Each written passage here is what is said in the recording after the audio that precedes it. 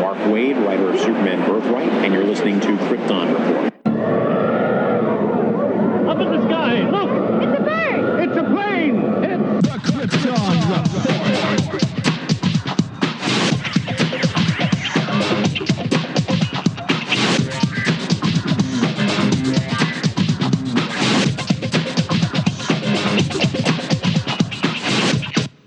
Welcome to the Krypton Report podcast, presented by the Southgate Media Group.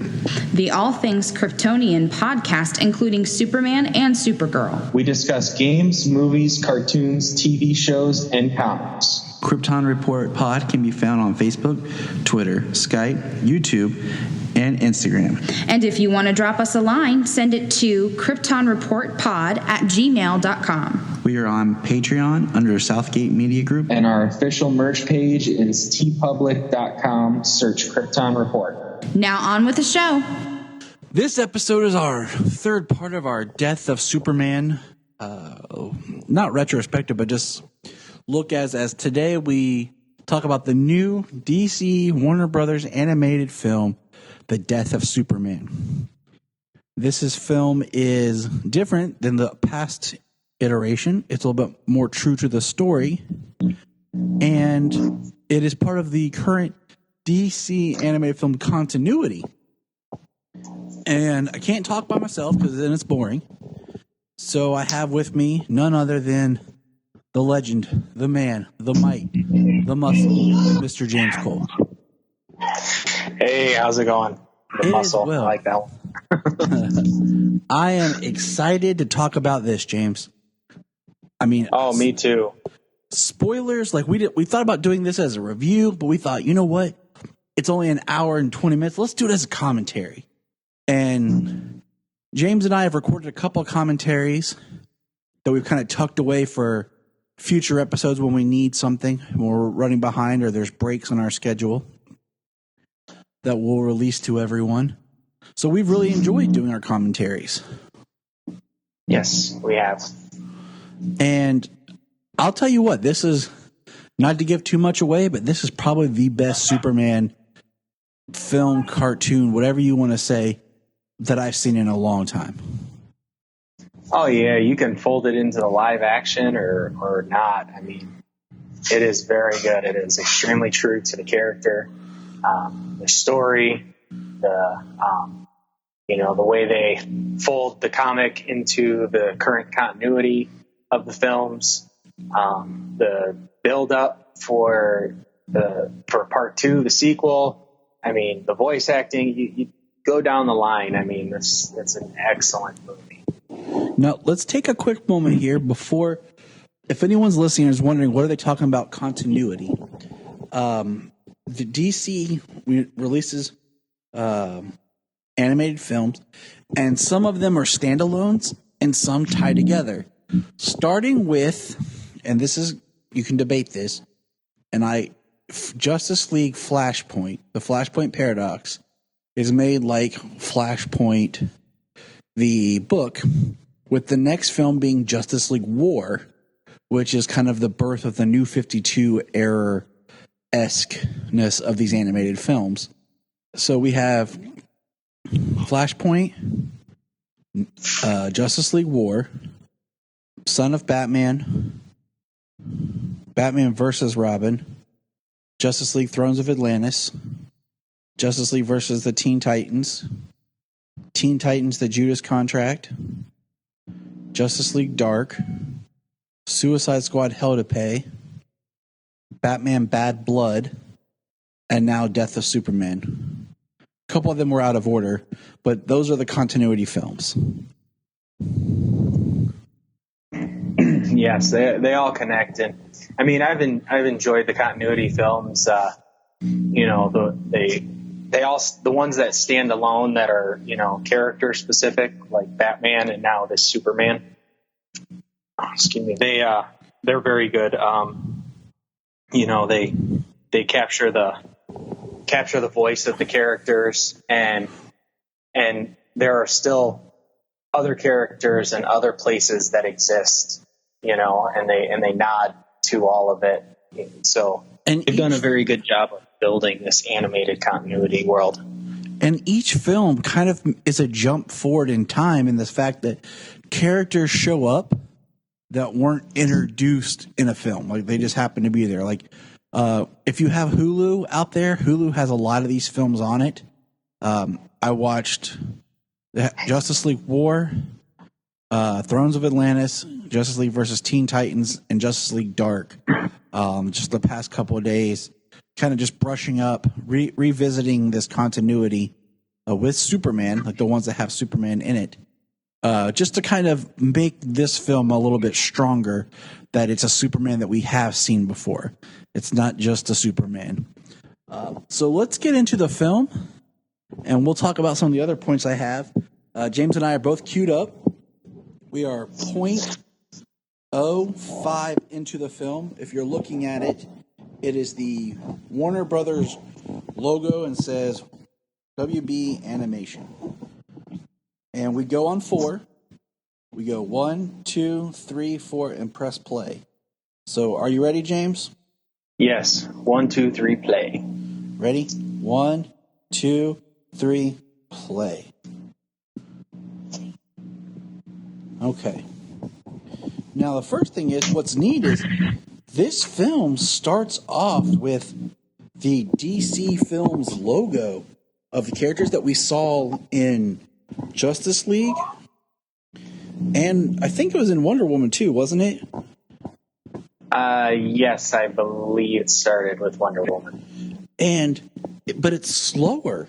Like with Wonder Woman and Justice League, it's like really quick. This is really slow, and it just says DC. And, I kind of thought it was like the DC Films, but now I think it's just DC's new logo. Yeah.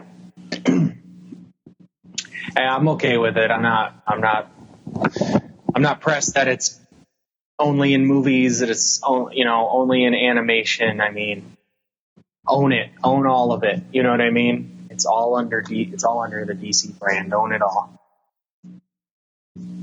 We have what looks like a bank robbery with police sirens, and we have 2 cops rushing to the scene. Who might they be? But Maggie Sawyer and Dan Turpin. Exactly. So right there, those are their first introduction into the animated universe as far as the continuity. As well as the inner gang coming out of the bank, robbing the bank with their high-tech suits, is Bruno Mannheim front and center. And inner gang hasn't really been represented much recently in film, animation, in any of the DC properties, period. Yeah, it was pretty big in the 90s, but then it's definitely faded away as street level crime, especially come with a Superman story over the last couple of decades. And I like the idea of like the street level crime. So they got some high powered weapons though, blowing a cop car around, flipping it over, and then like a little like whiplash thing wrapping around Dan's neck. Maggie's knocked out in the car. This is just a great intro. And it's weird watching without sound. I have we've watched it several times. So I know, but oh, there it is. He goes to whip and hit Maggie, and Superman uses heat vision and cuts the tentacle thing, then taps him on the shoulder. We see just the Superman symbol reflected in his visor. And then we're just seeing the blue and red streak. Hey, you know what? I must say, in this movie, the sound that they use for the super speed, it's just a whizzing noise, like zoop, like right on through. The sound that they use for Superman or for the Flash, anytime somebody's using that super speed, I like that noise. That sound effect is new for this. I agree. I do want to point out, Jania really likes the look of this costume and animation. It's very New 52 based, and where I've been rewatching these films, and we watched this the other night, Jania, she's like, I like the look of that suit. And I think it looks good in animation. Sometimes in the comic, it looked more rigid and more like armor. And of course, later it was chained to cloth. But definitely in this, it looks more cloth. And you know what? I don't have a problem with it either. I like the high collar. The other thing is I really like the cape. And I like the cape. I think the black symbol on the back is really cool. But I like the cape also because of how it came to be in the New 52 comics. It was Jor-El's that he took off and wrapped Cal in before he sent him, which I really like and I wish would have been better represented in a film. But I think it's important. We're just pointing out things. Yeah. What's really good about this movie, it's the first solo Superman film since Superman Unbound. Which was 5 right years there. ago. That was just before Man of Steel, I think.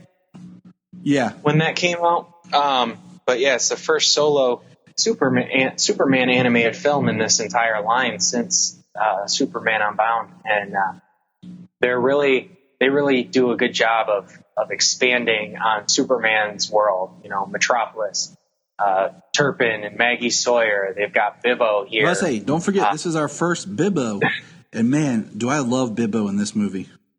Yeah, he is like the ultimate Superman fan. Yeah, it's great, and I do want to point out a couple points I've realized. There's a Flash here to help. Yep. This is Jerry O'Connell voicing Superman. And what's interesting is if you go and you watch Justice League War, Superman, Wonder Woman, And Green Lantern are all voiced by different people. And then the next film, Thrones of Atlantis, has the cast that have stuck through every film.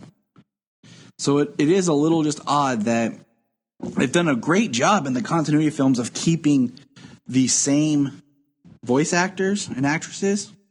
But they do change a little bit. And I'll say that because we do meet Lois in Thrones of Atlantis, and it is a different voice actress. She doesn't have a huge part, but she is there. We also meet Lex Luthor at the very end of Thrones of Atlantis in a post-credit scene, and he's at the beginning of Teen Titans, Justice League vs. Teen Titans.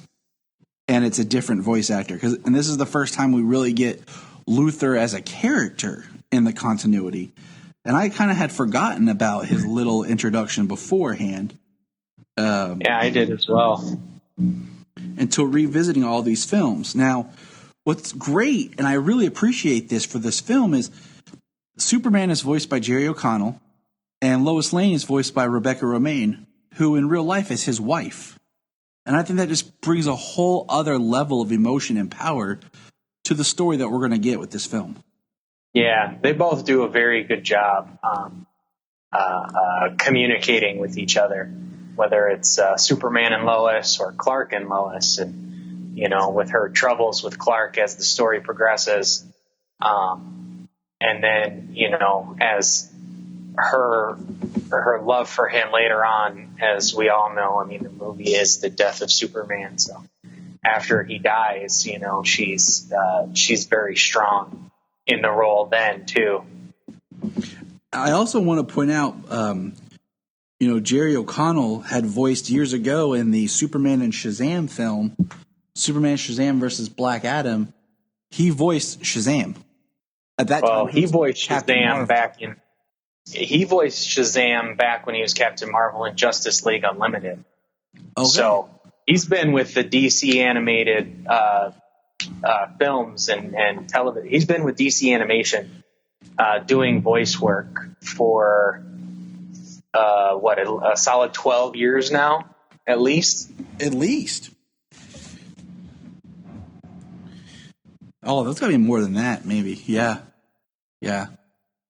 I forget if it was 2003 or was it 2006? For Unlimited? Yeah. I want to say 6. Or when they started. Yeah. They started somewhere. Because I want to say 3 is when Justice League started. But I want to take a step. we were thinking, I really like Lois Lane in this film. I don't know, there's just... See, and actually right here, this real quick, this scene that we're seeing of the Kryptonian images and stuff, this is our first image of the Kryptonian with a visor, which is going to play heavily into the next film. I also want to point out that rewatching all those animated films, Superman does state in Justice League War, he is the sole survivor of Krypton.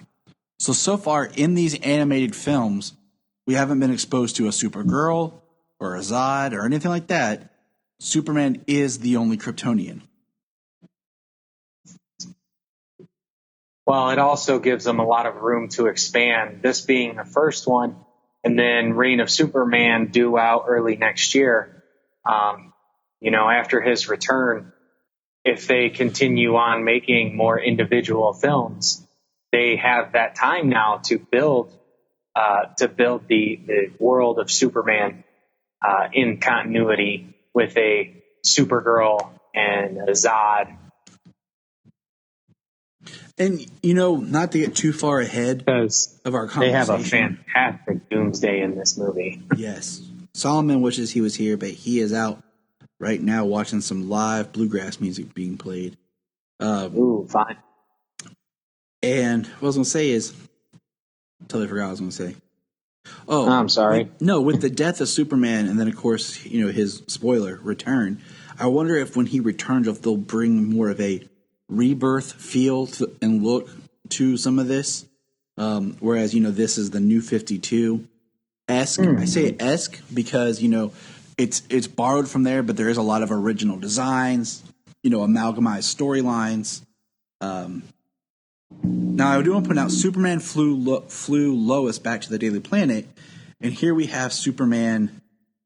He's now Clark, and Clark is talking with Lois, and it's fun to watch Lois's interaction with Clark because this is a huge point in this film. Lois likes Clark. She doesn't know his secret yet, but she's into and dating Clark, which is a big jump from the last film where Lois was into Superman. Yes. Well, then we get, with this being, New 52-esque, he was dating Wonder Woman back between Justice League War and in Throne of Atlantis. They were together. They actually had that scene where they were sitting in the diner trying to blend in. Wonder Woman didn't, it's her first foray into kind of hiding in plain sight. And, they were holding hands, and Lois comes over, and Clark actually sits up and pulls his hand back from Diana's. Which I love. So they kind of, it planted that they've laid those seeds. Yep. Yes. And I love, because that was one thing I was going into this film a little like, huh? But it does address the Wonder Woman Superman relationship later in this film. It is addressed, and it's done tastefully, and we'll talk about more when we get there. And I love they have a nice rapport together, and they don't, they're kind of, they both know where they both stood in reference to who they are and what they do, and that he's with Lois and she's not with him. Exactly. And it helps transition this story well. And I like the fact that he's scared to tell her he's Superman. I like the fact that Lois likes Clark, because too many times she loves Superman. I mean, you go back and you watch the Chris Reeve movies, Lois is not interested in Clark at all. But then in the least. And that includes Superman Returns as well. But if you go back and you watch, of course, Lois and Clark, I think, had an even Smallville. Well, Smallville's a little different because he was never Superman and Clark kind of thing. But, Lois and Clark did a great job of her kind of liking both. Now, we're at Star Labs. And this is our first introduction. We meet John Henry Irons, the man. Yes, voiced by Cress Williams, who is currently Black Lightning on CW. And he's wearing a Superman symbol T-shirt. Now, I will say, Cress Williams is a big Superman fan.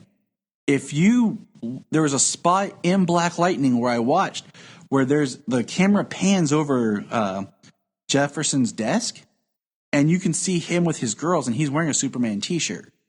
Also, Chris Williams was a villain in an episode of Lois and Clark. He was like the Voodoo Man or something. I don't remember his exact character, but that's basically what he was. It was the early 90s. Well, we ought to be able to see it coming up with the new DC universe. I hope so. Me too. You know, and I like because they tease all 4 forms of the reign of the Superman in this film. And they do. That's the good setup they have, introducing all of these characters who are going to be main characters in the next film. I like that, you know, we continue the Silas Stone, Victor Stone story. Now, and I do have to say, I am glad that Shazam is absent from this film. Because I wouldn't mind having a Shazam-only film in the continuity. Right. Now we meet. Well, he was only in a couple of things, you know, and he was a supporting character. So he was in War and they have in Throne of Atlantis, and that's it. Yep, he's just a supporting character. There's room for him to have his own stuff, especially since his character is going to be coming to the forefront in April. Exactly. I almost surprised they don't have a film kind of, you know, to build him up. We see that Luthor is under some sort of house arrest. And what I can only feel is a cross thread from the Teen Titans versus Justice League. This time Luthor is voiced by Rainn Wilson. That's right, Dwight from The Office. And I will say he does a very good job. I mean, nobody's going to beat Clancy Brown, but he does a good job. No, he does a very good job. The way they wrote this Lex Luthor, you know, he's they very much wrote the personality of him, you know, wanting to be the one who is looked up to, who's revered, and also wanting to be the one who eliminates Superman. Yes. You know, it's they got his personality right, even if he can be a bit over the top with his speeches and stuff. Now we do meet Cat Grant for the first time in the continuity with a little bit of a ethnicity switch where she's now African American. And I like that, you know, she works for the Daily Planet, but like the TV news side. Mm-hmm. And her and Lois are kind of friends, actually. Yeah, I like that. They do well together. They actually have real conversations about, even if it is about Clark. And then they introduce Lombard. Lombard, who was greatly missed in BVS. They kind of hinted at his misogyny in Man of Steel with the character who played him. But nothing ever comes close to the way he's written in the comics or the way he is in the movies, the way he was in Superman Unbound when Diedrich Bader voiced him there, and then his little bit part in this. But it's nice that they still, you know, they continue to expand the world of the people immediately around Clark Kent. People he works with, people in the building, you know, the people, the cops and things like that, that he works alongside of as Superman. And, I think Bibbo, his biggest fan. This is a fantastic film. Yes. And this is okay, so now we're in space. And we're with the Henshaws. Hank and Terry are working on the space station. And we get a little bit of dialogue of, you know, the interaction. And Hank seems like a very nice guy. You know, like you kind of, you see a little bit, of just how he is with his wife and the crew here. And Hank being, you know, spoilers, has a role to play in the next film. Mm-hmm. as many people I'm sure will know at this point, Hank Henshaw was the original cyborg Superman. And I like that they're going in that direction with this, talking back that this universe is kind of New 52. I'll use inspired more because that's kind of what kicked off Justice League War, being, more of a version of Justice League Origin from the New 52. Yes, the first 6 issues of Justice League. We have a meteor. Doesn't it look like it comes That came from a... Yep. Yeah, that came out of a boom tube. That's a boom tube. So I am very interested on where they're actually going to go with that fact. Because we know last time we saw a boom tube that wasn't generated by Cyborg was when Apocalypse and Darkseid came to Earth. Now, then we get a shot here of Lex Luthor in a red wig and a red beard, which is the way he looks in the book. Because at that time, isn't he Lex Luthor Jr.? Like, it's very convoluted. And we just reread the book. I think he was... Well, I mean, as the story goes, and I'm sure it expands to more stories outside of just, the death of Superman with Lex Luthor's character at the time. From what I recall, he's supposed to be the real Lex Luthor, but he is posing as, like, his son or something. Yeah, as I said, very convoluted. But it's just a nice callback. He uses the wig and beard as a disguise to sneak out from his house arrest while making his employee wear his ankle bracelet. Which is funny because you're not supposed to be able to get those off, but somebody of Lex Luthor's intelligence. It's heartbreakingly sad how much Luthor is intelligent and what he could do and how he chooses to do and what he chooses to be. Right. He's got the smartest minds and people working with him, and he's just insulting them left and right as he enters the room. Yeah. I mean, he is supposed to be one of the most intelligent people on the planet, and obviously he can't do everything himself, so he would have to have the smartest minds on the planet working for him. But the fact that in this one and, say in other animated forms where he actually does use his intelligence to do a lot of things, it's not just his money and the other brilliant minds who are doing everything. Actually having a Lex Luthor who uses that intelligence to do something, not just like seem like he's using his intelligence to be a criminal. I really like that Lex Luthor, which we don't ever get to see, actually doing something with that intelligence. Lex can be a very three-dimensional character, very rounded, very much layered. And that's the Lex I like to see portrayed, is where he sees himself more as the people's savior and a hero. And, he is the politician, the businessman, and he does bad things. But, that it's like Superman just can't catch him and pin it on Lex. Yeah. There's, he's a reporter. Thing that, he has to have the evidence, the facts, and he can't get it enough to prove Lex's activities. Lex is always kind of one step. Now, the meteor, pieces, fragments are hitting the Excalibur. And this is what's sad is, Hank's just saying Superman will save us. Superman will save us. He knows that he knows that they're in a world of hurt right now. They're in the line. Everything's breaking apart.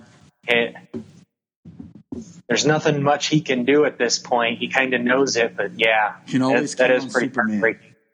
Mm-hmm. That's the one thing that, there goes his crew and his wife. They get sucked out. He says, Superman, I knew you'd come, and it's just the meteor. And boom, it hits. He continues flying towards Earth. Now we see it entering the atmosphere, burning up, and we see a figure strapped to the front of it. Mm-hmm. Going back real quick, that's the one thing, I'm sure almost unanimously people can say that Michael Rosenbaum has been the best Lex Luthor. Yes. But that's the one thing that he lacked in there is, and he was very intelligent. He did a lot of smart things, but everything was always somebody doing something for him. It wasn't him doing as much. Honestly, the most that it was shown to be was his cloning come from season 10. Yeah. The cloning that ended up being his return in season 10, is that he did that stuff, but it was more like throughout the entire series, everybody else was doing something else for him. So I do want to point out now that we're 25 minutes into this. Doomsday arrived at the 24th minute. In the other film, Superman Doomsday, we'd be almost at the part where the fight is over. Yes. The pacing for this film is great. We are at a part where Wonder Woman is fighting Cheetah, and Superman's fighting Metallo, and Superman and Wonder Woman are talking together. And he says something about Lois calling him Superman because it's the name that she gave him. And we find out they're like basically in the Justice League Danger Room. There's a Marvel reference for you, but yeah, this is where they actually have that conversation.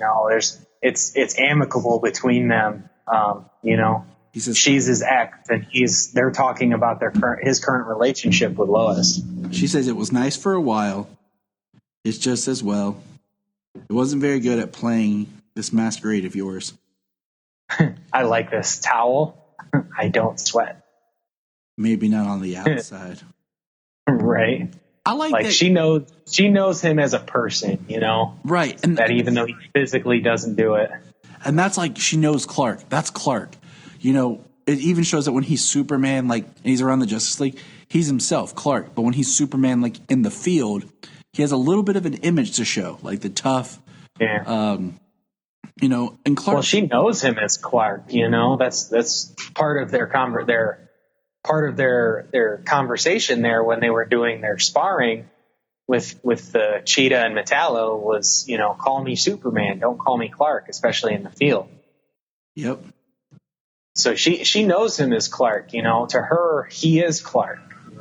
He's not Superman. Superman to her is disguised. I like how Lois makes Clark nervous. Yeah. He's Superman. Why should he ever be nervous? But Lois makes him nervous. Yeah. Right.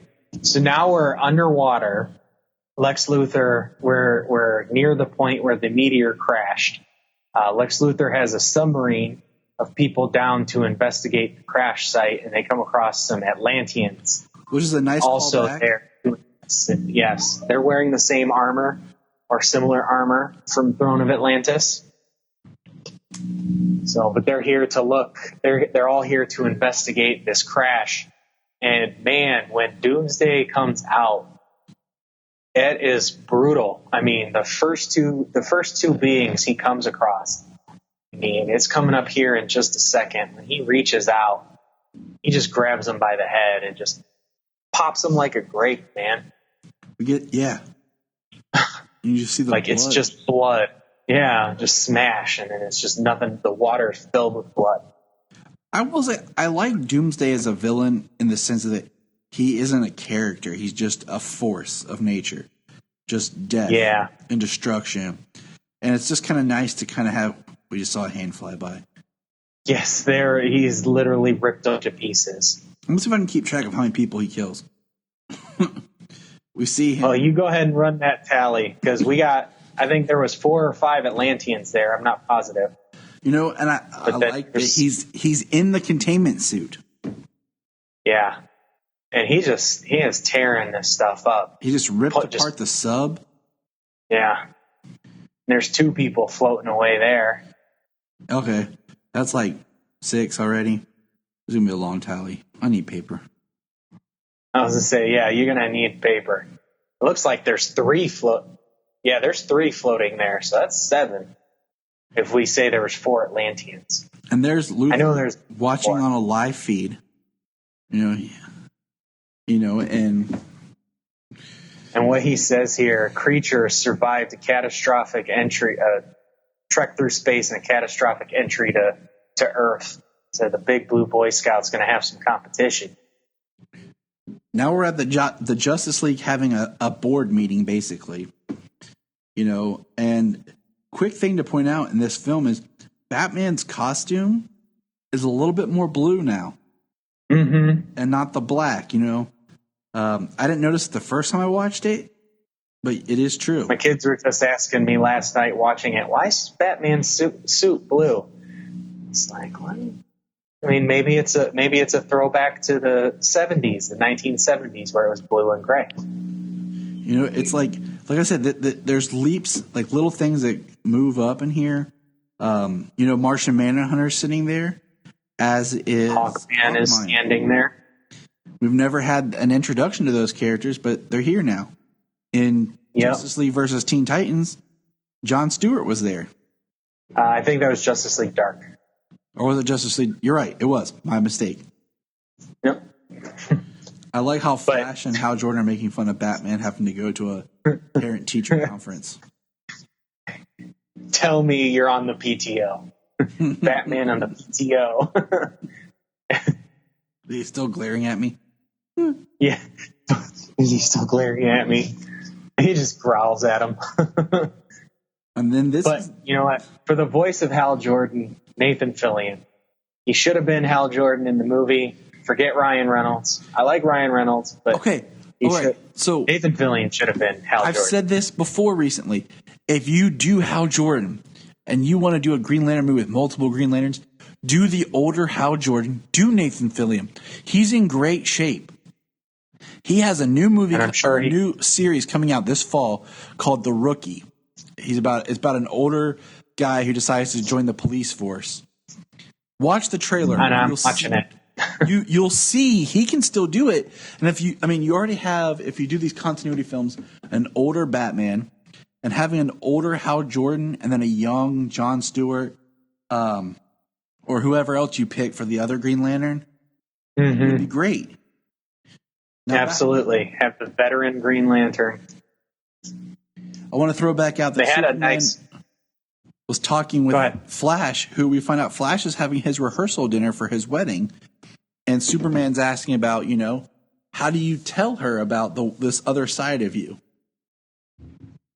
Yeah, asking if she knows about him being the Flash. And, said that she's known for a long time. And isn't he worried about her being in that life, the dangers of her knowing his secret? They do tell him that you can't be in a relationship unless you can share that stuff with them. Which is a conflict that Clark is having, through this first half of the film, whether or not to tell Clark that he is Superman. And because he's so secretive, that's the conversation that her and Kat have about how many secrets he has. And now we're at dinner with Clark and Lois, and Clark's parents are in town from Smallville, and they're telling Lois all these stories that she's never heard because she knows nothing about him. And hold on, they just mentioned Clark's ex. They talked about Lana. They say Lana, not Lana. And then that swim girl, Lori, what was her name? Oh, Lori Lemaire. Clark has a thing for the L's. Just throwing that out there. Yes. LL. He really likes LL. And I want to say out that, like you said, this is Clark's parents. Much like the comic, Jonathan and Martha. Unlike in the New 52, where they were both dead. Yes. They're both alive here. Or even in Superman Doomsday, which it was only Martha. Or what people see in the movies, that Jonathan dies and it's only Martha.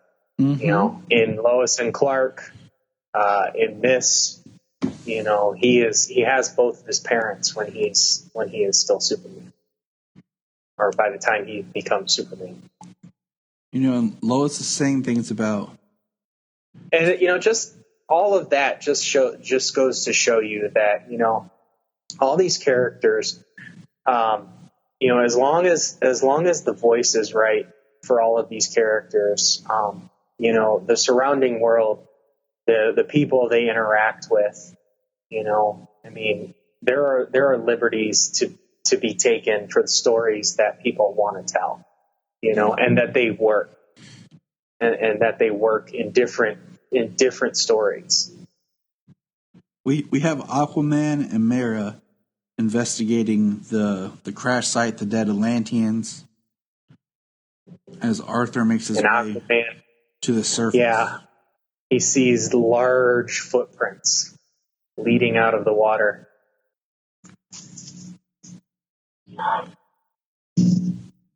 Cyborg is maintaining, surveillance. Shamar Moore has been Cyborg since Justice League War, and he is excellent.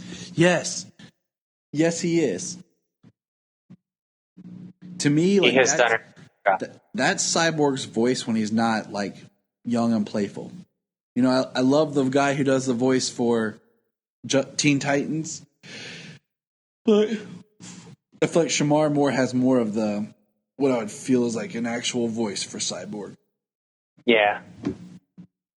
Which, all these continuity films and, seeing as, there's a voice and there's movement, things like that, they go to show that in today's age, Cyborg can be and can be an important part of the Justice League. That he doesn't have to be a Titan because he used to be a Titan because he was a teenager at the time. Yeah, a lot of that people, with today's world, all the computers and everything, I feel that's why it was important. Like when when the New 52 launched, Cyborg was upgraded to a Justice League member, and of course that was part of why he was in Justice League, the film. And I think it works. Like I've come to like Cyborg more, and I think, like you just said, he's an important character for this day and age. Now, we are seeing a scene where there's a bear outside of a tent that has a camping couple scared. And all of a sudden we see blood splatter on the tent. What does that mean? Doomsday just killed a bear. Yes. And probably she looks out, she sees Doomsday holding a dead bear. Okay, the bear drops, but after she sees the dead bear, she sees Doomsday holding her boyfriend lifeless in his hand. It's like a Friday the 13th movie. And then we just get that hand coming down at her. Poor Brian. He didn't make it. And now it's the next day. So Doomsday has kind of been doing his thing quietly, just making his way. Making his way through the wilderness, killing everything in his path. Let's call back to the book and the other film where we see him killing wildlife, and we see him just making his way to people. I love this. I love how Kat and Lois interact. The voice acting is so great. They have such a real conversation. And it's not just like swooning over somebody. They're having a real conversation on her relationship. Yes. Buzz. Love how he's got a Justice League symbol. Yeah, you know who's calling. You know who's calling. And then Kat. That was weird.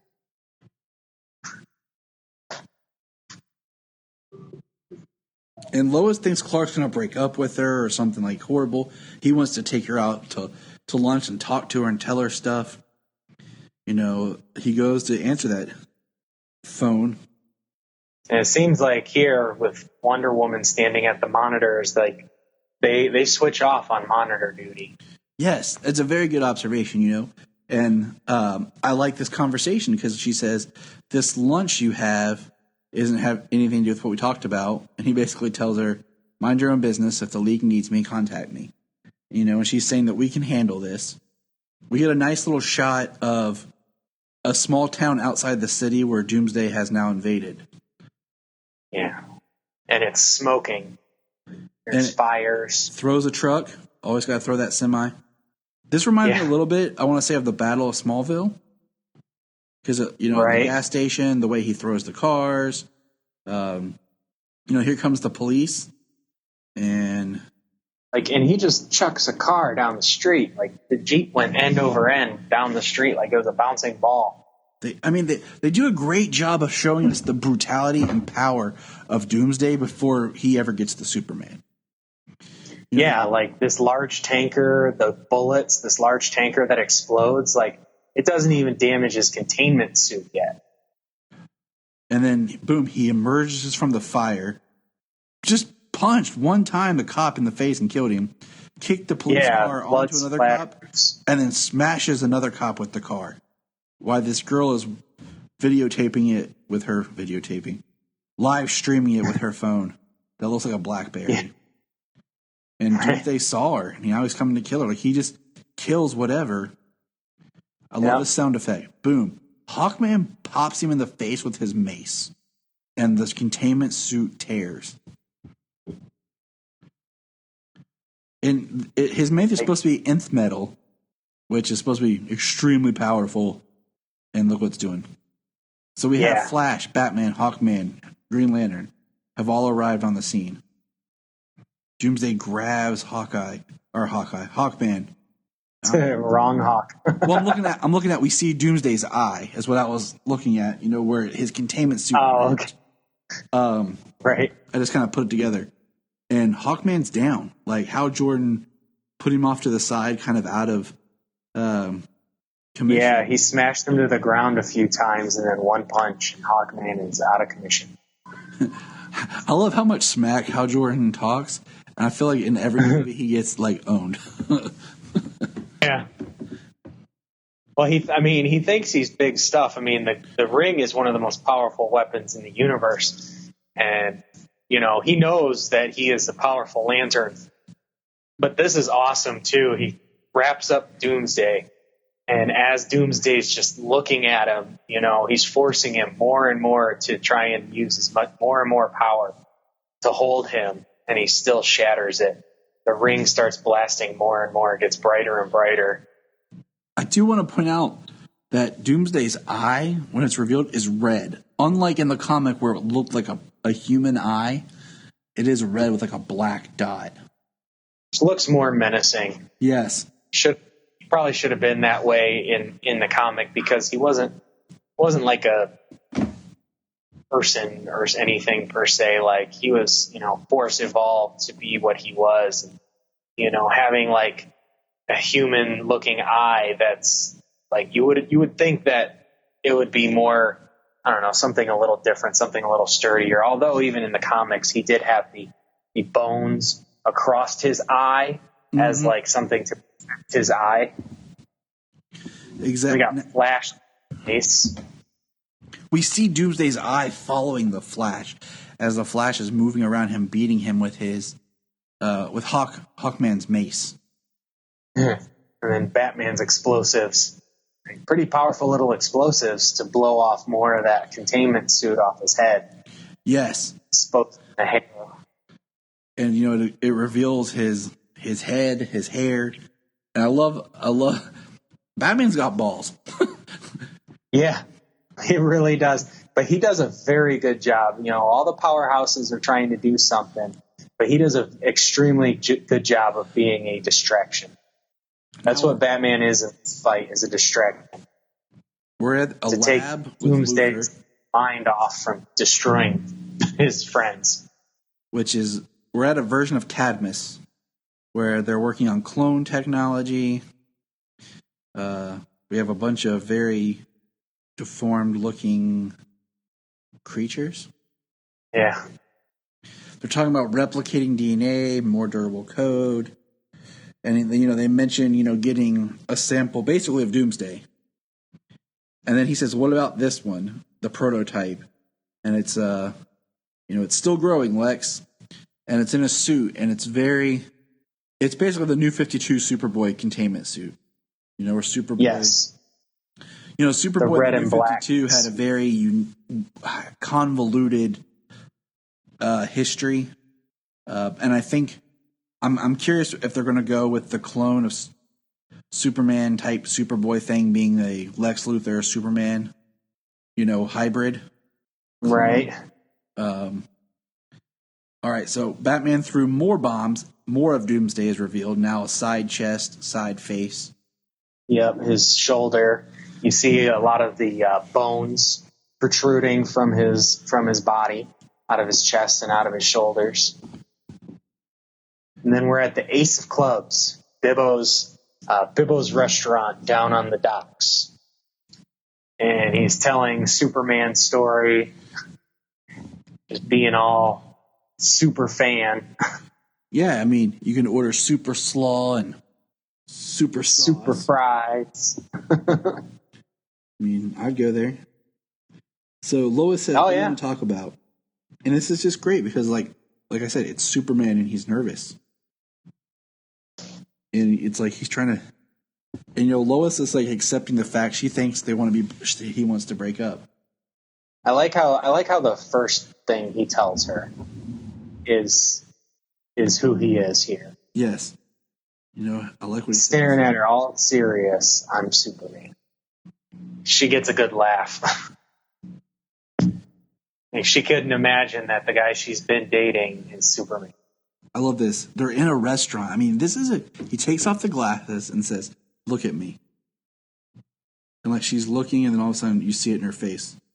Yeah. Like good animation. He doesn't open his shirt to show it, or he doesn't like pick her up to fly or anything like that. Like he just tells her. And then she's like, "You were too good. You wait, this is unethical. You wrote stories about yourself." He's like, yeah, but only a couple of times. I really wanted the job. You never take vacations, you never sweat, you never tan. Are those even your parents? They are, but it's complicated. You're from another planet. It's like, yeah. I'm just a guy from a small town who wants to do the right thing. That's Superman. It's a guy from a small town who just wants to do the right thing. And he's like telling her, like, I do want to point out that it's interesting that Lois's eyes are purple. Because that's usually a choice they make for like Atlanteans. It is just an interesting thing. Lois gets a. You know what? I wonder if that's a callback to the animated series, because her eyes were like purple in the animated series. And I mean, Jimmy's are like stark green too. It's neat. Yeah. Lois gets a call about a creature, and then she turns around. Clark left money and a thing that says "My Last Secret," and then we see him in the alley running, glasses off, shirt rip, boom. Yep. My last secret. I love you. And then you hear him fly away in the distance. She comes running out. I love that she hears the boom of him taking off from inside. And then that's when she runs out. And then there's the Daily Then the helicopters. Yes, the chopper landing in the street. Cyborg gets his arm ripped off. And then there's Aquaman on top of him, like shoving the trident. Martian Manhunter's punching him with 4 arms. I think this is neat. He goes like... I was, at this point, just knowing the character of Doomsday, I was almost convinced that he would somehow, as he hit him, he would disable his intangibility. Like, I was sure at one point that after he hit him so many times, that one time he would just hit him and he would be solid just because. Yeah. I love the exposition we get in the story with, Martian Manhunter trying to read Doomsday's mind, and basically he's like, there's no real thoughts, just a killing machine. And then Doomsday takes Martian Manhunter out by throwing him into an explosion and fire. And there's Batman again. Being the distraction. Knowing basically, oh crap. Yeah. Side down, arm ripped off. I like that how he's, we just got here. 3 Justice League members down. This, this creature is just tearing them apart. Doomsday sees the big city and is heading there. Batman's got a broken arm or his shoulder out of place. We can take this creep. Come on. I mean, I gotta give it up to Cyborg for being hardcore, but man, Yeah. there's Wonder Woman. She's, beaten, and she looks, And brutal. Rosario Dawson doing her voice since Throne of Atlantis. And I love this line. We need you, Clark. yeah. Like if Wonder Woman is getting beat down, like we need you. And I think it's a great way, like I said, of scaling up Doomsday's ferocity of starting with these different Justice Leaguers and going back to the book. In the book, we talked about, we met Justice League members that we didn't care about. They were Justice League of United or International at the time. Yeah, I think International was what it was. And it was all characters where the only one we really cared about was Booster Gold, But now this is the top tier, grade A Justice League members that he's making his way through. I think that's pretty sweet right there where Wonder Woman's hairband breaks and it's just her hair is free and you see how long it is. And it's just makes her look that much more wild. Mm-hmm. She's getting beat. Like she's mean too. Like she is no slouch in this. I mean, she's done a lot of stuff in these other movies, but like she is no slouch when it comes to this. Like she is fighting him. She swings him around and smashes him into that semi. He starts launching cars at her and she dodges them and, she slices that car in half, which no matter what, slicing a car in half with a regular sword is much more impressive than any other thing. But then she catches the half of the car. I know. And hits him with it twice, destroying it into pieces, and he's still just coming. It's not even phasing him. He punches her sword blade, breaking it, and then punches her.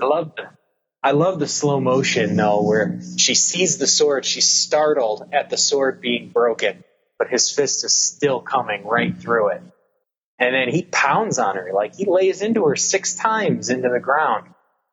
Like, this film is brutal. Like, they wouldn't show stuff like this on TV, in cartoons these days. Like, you can't show somebody getting pounded like that into the ground over and over again. Boom. Superman shows up.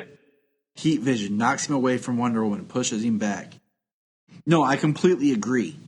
And I'm almost surprised that this didn't get an R rating for as much, violence and blood and content compared to how Justice League Dark was rated R. And that one almost forgot was rated R. Like it doesn't feel like it as much. Yeah, there was only a couple of things that put that into a soft R. Hell to Pay, Suicide Squad's definitely an R. Yeah. So here we have this very BBS looking shot of him standing there with his cape. And now Doomsday on fire, completely now, just basically wearing the containment suit pants, like shorts. He's roaring. And he's going to come running at Superman. Superman goes running at him. They catch each other's fists, and you just feel the aftershock because all the glass breaks. Yeah. And here's that classic of they're holding each other, and he's pushing Superman into the ground. And he just looks nuts. Now, what did you think about that? Where Doomsday also has heat vision.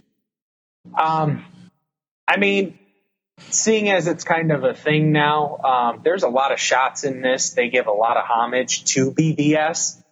I mean, especially considering the end, which I'm not going to say until we get there. They give a whole lot of homage to BVS in this battle. Lots of comparative shots. I mean, big time. We got Bibbo real quick saying, hey, if you want to stay here while Superman cleans this guy's clock, you're welcome to stay here at my place. Just like my buddy Soups is always there for us. I mean, yeah. I had no problem with it. I thought it was good. I don't have a problem with Doomsday with heat vision. The big explosive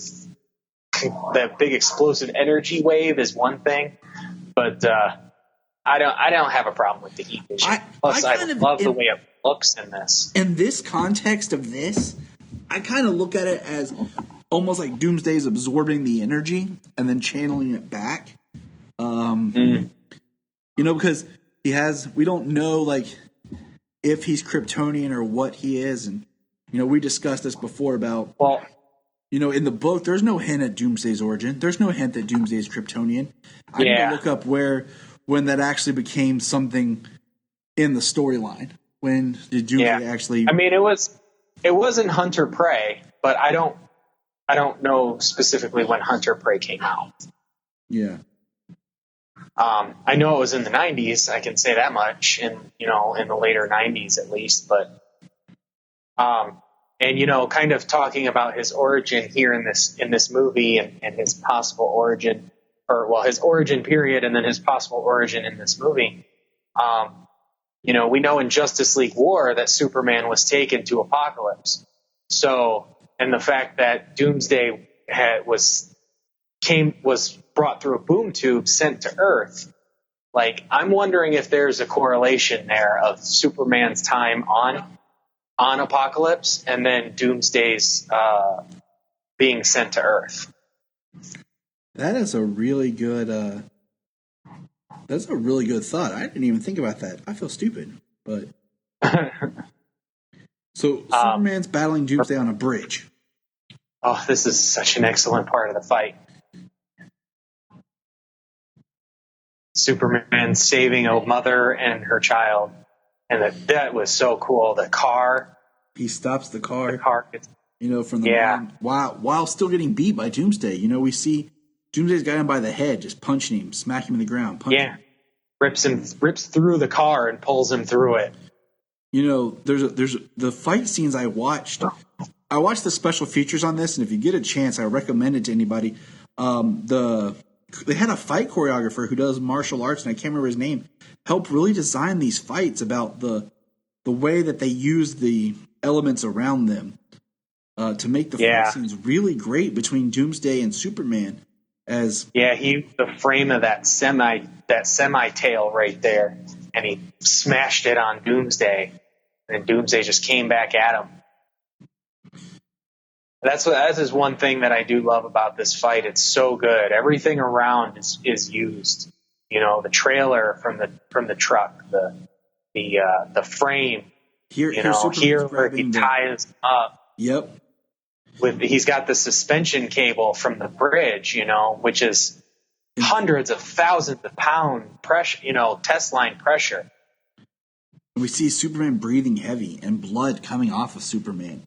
Yeah. Like, this is a time where he gets to catch his breath here, and Doomsday is like, he's struggling and he's destabilizing the entire bridge, being tied to it with the suspension cables. Joey, the little boy with his mom, goes running after his video game as everyone else is running the other way. Doomsday. I love this here too. With Doomsday getting more angry and growing, getting strong. Yeah, getting stronger, getting more angrier, and the bones start protruding, start growing. So Joey's about to get hit by a bunch of rubble from the bridge. We see the fear in his face, and the next shot, Superman's holding him. It's the rubble. Which you didn't see Superman come in that shot. You didn't see it, but you heard that little that little sound effect just real fast in there. So he got it. He just smiles and tells the kid that everything's going to be okay. And the kid comes back and gives him a hug. And Superman gives him a hug. That's why he does what he does. Just to save people.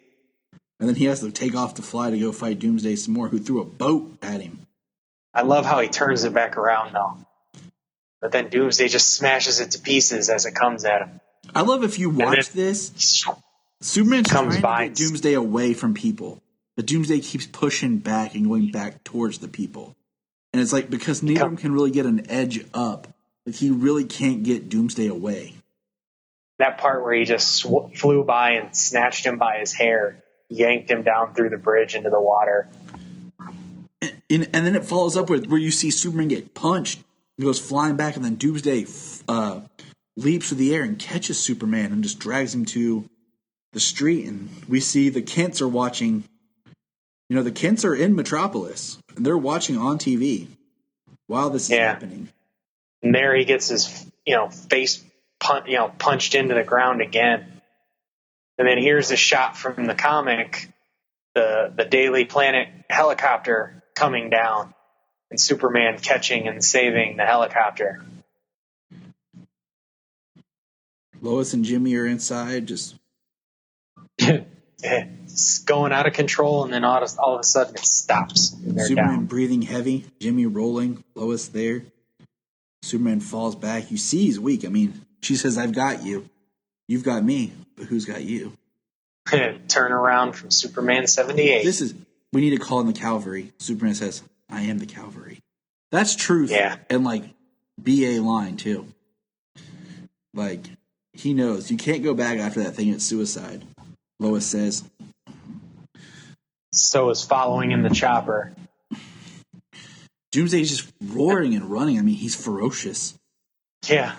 Exact word I was going to use. I mean, that's how he should be. Like, and then this shot here, I mean, that impact, like the slow motion, his face, mid swing, he hits him into the sky. Explodes. The tail from the helicopter explodes. And then I love this. that how he chases. He's shooting him, and then this is a Man of Steel reference right here with the punch and the flying. Yeah, but then he comes in and Doomsday's ready for him and just clocks him and catches him by the cape. I love that because, like, you know, he goes to hit him, and Doomsday hits him first, and then he's headbutting him straight down as they fall. I mean, like I said, he's trying this whole time. Yeah, this whole time towards the ground, I mean, he's just in his face over and over again on top of him as they're crashing to the ground. And if Lois and Jimmy would have got there to that corner like a second before, they'd have been crushed by a car. You know, and they're on the ground. Superman's come from behind before, and boom, there's Doomsday, like, out. Jimmy's camera's on the ground. And now, this is a difference, you know, from the book and everything. Lex Luthor shows up in a very odd-looking Lex suit. You know, he's shooting some sort of ray, and he's giving this whole speech about, you know, are you supposed to scare us? The Justice League, blah, blah, blah. You know, this is a little add-on that I don't mind, you know? But, you know, it's Luthor trying to, you know, coming at the 11th hour after Doomsday's been fighting Superman to try to take some credit and, you know, finish him off and get the glory. You know, Metropolis has been under the protection of Lex Luthor, blah, blah, blah. And he calls him an SOB. And then he looks psychotically crazy inside his suit. And then boom, Doomsday with the heat vision again. Lex did not see that coming. See, and that's kind of the thing. We know that Doomsday's origin is Kryptonian, and, you know, obviously the heat vision thing would come from there. You know, so the only other thing that I feel is just kind of that same throwback, you know, maybe it has a correlation with Superman's time on Apokolips. And then this here too, when he throws Lex Luthor, Superman catches him the instant before he's going to smash into that cement pillar. You know, and I mean, it just shows Superman, like, he saved Lex. You know? And Lex is all pissed because Superman saved him. And well, not that he saved him, but that Lex didn't get to do what he wanted. He didn't get to kill Doomsday. He didn't get to take a piece of his take a piece of him for genetic research. You know, here's Superman, he's bleeding. His costume is torn to shreds. You know, we don't have the hairy chest, though. I love this shot of, like, both of them flying towards each other, ready to punch, and they both connect. I mean, and just, you feel the aftershock. I mean, it knocks the building down. It pushes back Jimmy and Lois. Like, it's a brawl, and you feel it. Yeah. Some of these shots that look like they're, like, point of view. And, I mean, Lois is looking on in terror. Like, even more now than she would have beforehand. And it's like, nothing can stop Doomsday. Yeah. He just keeps rampaging. Here he is walking to Superman, who's down. He even dodges this punch and then just throws him to the ground. And that right there. Tape, wraps around his neck and pulls it back with it. And then rips it and tosses it back. which was pretty awesome though. The way he's pulling, the way he's choking on him, and then he just, the way he kicks him so hard that kicking his head into the ground actually ripped the cape from his body, or from around his neck. I love Lois throws a rock at Doomsday just to get him to leave Clark alone. And then here we come. Doomsday's walking towards her, and he's in some pain. He's got some more bones growing.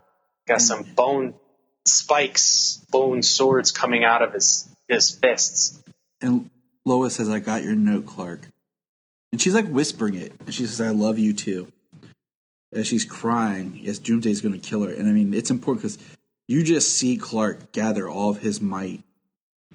Everything he has left.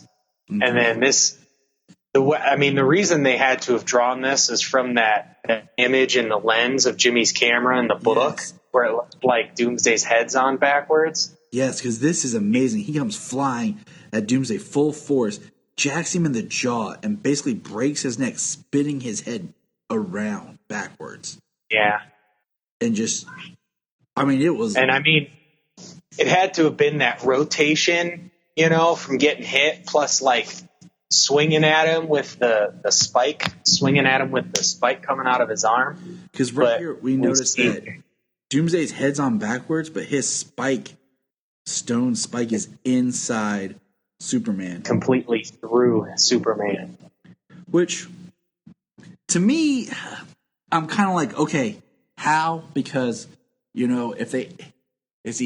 if Doomsday, he's part Kryptonian or whatever, what was it that was able to, penetrate Superman's skin and kill him? In BVS, it's because, Clark's holding the kryptonite spear, which weakens him. So in this, getting into the science. Well, even obviously in this film and beyond, there wasn't much blood in BVS, even though it was rated R. There wasn't much blood in it. There's more blood in this than there was in that. But as the fight progresses here, the sheer impact, because Doomsday is more powerful and more durable than Superman is. He can actually penetrate his skin. He can break his skin, being made of a similar genetic material or even stronger, he can break the skin, so that bone protrusion is stronger than Superman. I like how we have the Justice League showing up and Batman just lets his emotions out, his hand releases and we see the flag. This is great shot. Jimmy's filming it and broadcasting live, and we see... And crying as he's filming it. We see Superman's cape on the pole, the rebar floating, and it's showing now around the world. Because everybody's watching on their phone, their tablet, TVs. Just there's little Joey crying.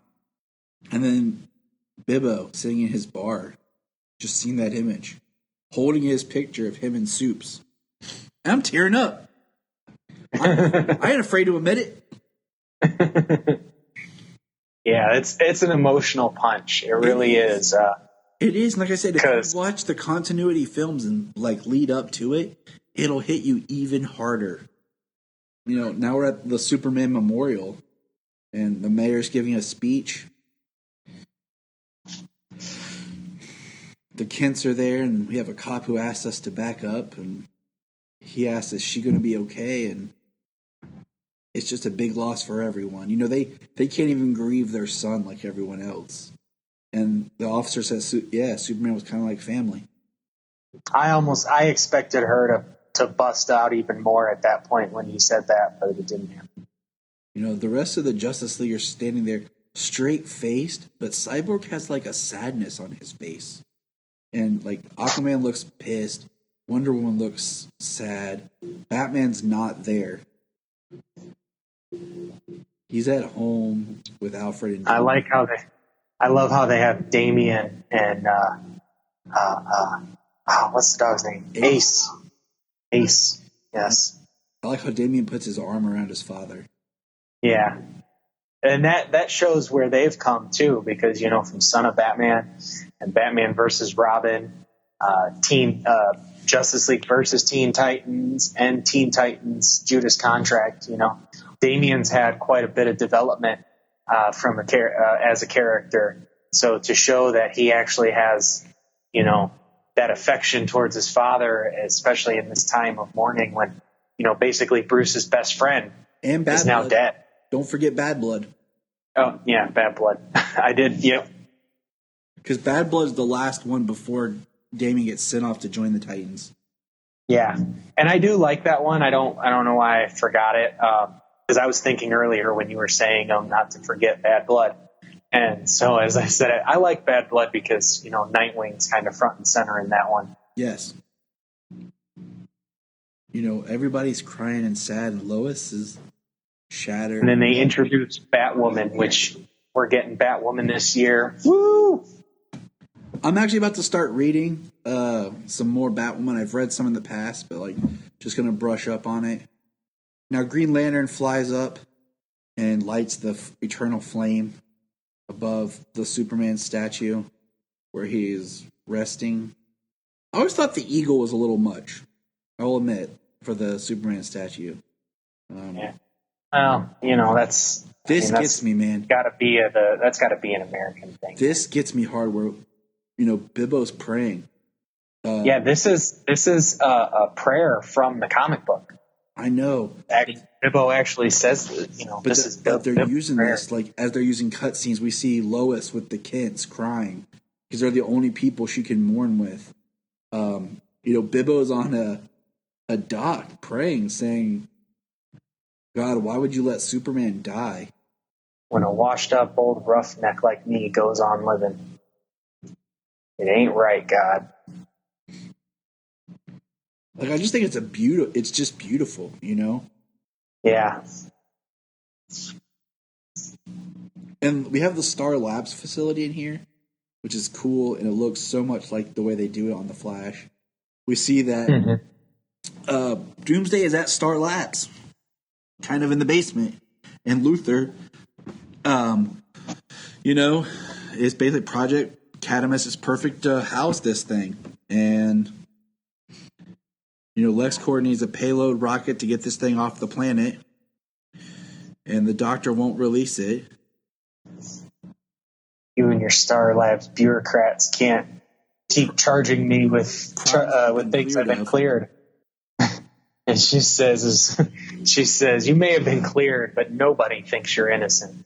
And that's what I said. That's what I like about Lex, when people know he's corrupt, but they can't prove it. Yeah.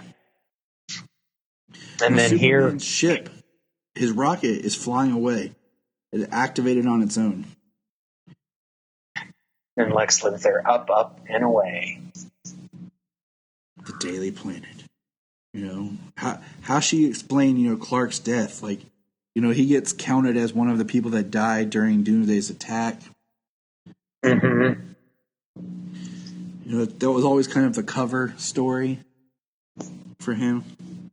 Yeah, he was a reporter in a dangerous place and got killed.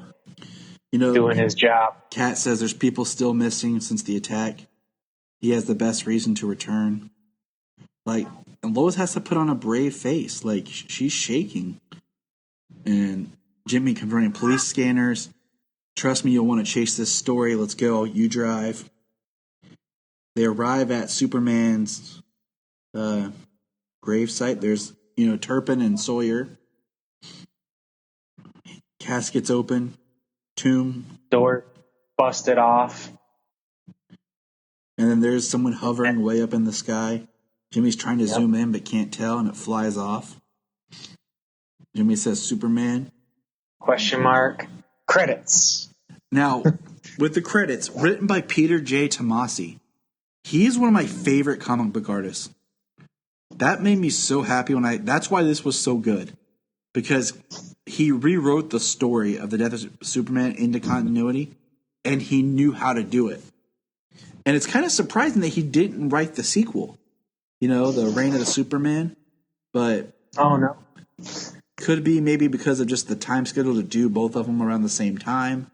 I'm trying to think. Wasn't Tomasi on a Superman book? Wasn't he on Action before?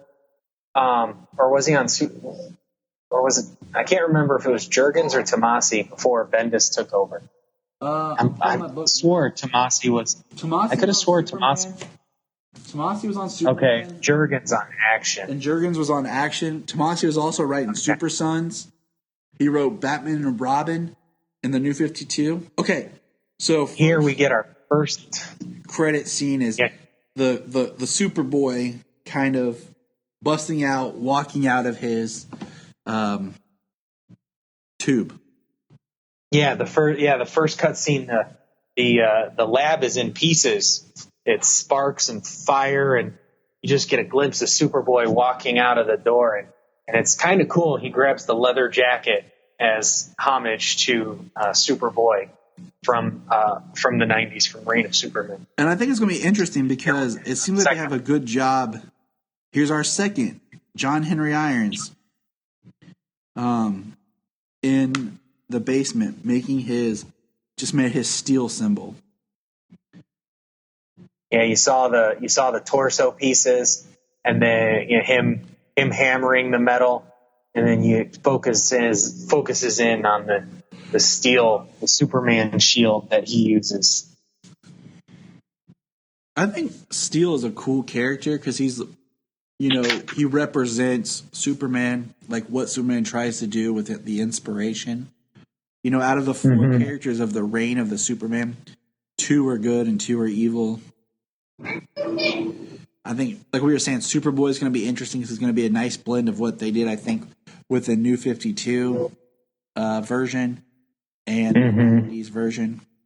Here comes our third post-credit scene. The Kryptonian Cal's ship lands in the Arctic, and the fortress is being built. And it's the Donner Fortress, which, and then nobody has a complaint about. It looks like the Eradicator is all I can imagine is the one who's there. And the Eradicator is always interesting because he has a kind of convoluted history, and they've recently re-brought him up in the comics. So I'm interested to see the kind of through line that they're going to do with him. Yeah, me too. And I got to assume that's him because the final one at the very end. It makes sense.